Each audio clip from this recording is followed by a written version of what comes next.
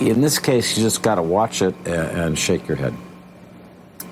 It's incredible. It is self-destructive. You see him, Joe, talking about, for example, when you get into his head, you know that he sees the value of even negative coverage of talking about Pence staying at a Trump property, not Doral, bedbugs, but the other one in Ireland.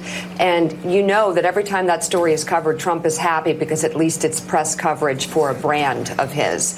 But with this, I have no idea what his end game could be when he continues to prove that he was completely wrong. Well, it's not an end game. And Sam Stein, I've always said that because Donald Trump surprised the mainstream media in 2016 with his unorthodox campaign, his terrible campaign in many ways, there's always this assumption that he's got this magic, this voodoo, that we just don't understand the strange ways of Donald Trump and that he is playing three-dimensional chess. No, he's not playing three-dimensional chess. These are the moments that you realize he stares at the board, he picks up a pawn, puts it in his mouth, and starts eating it. That's where we are.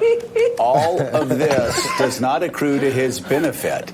As he digests all of the chess pieces, you realize when it hits his stomach, it's bad news. It's bad news for him. This is more bad news for Donald Trump in a terrible summer.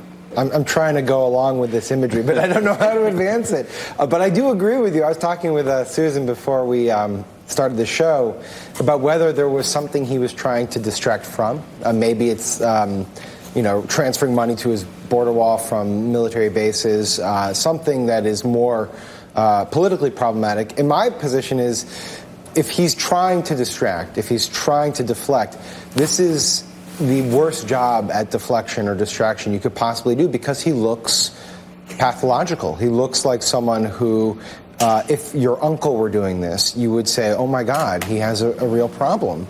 9 tweets, 5 different maps, an inability to just let something so minor go, and to do so at a time when, one, the hurricane is hitting the U.S. mainland, which is obviously something that a president should be attentive to. But two, and I don't want this to get lost, a generational storm has just completely obliterated and wiped away the Bahamas and caused a mass amount of human suffering, including a death count that's likely to shock us.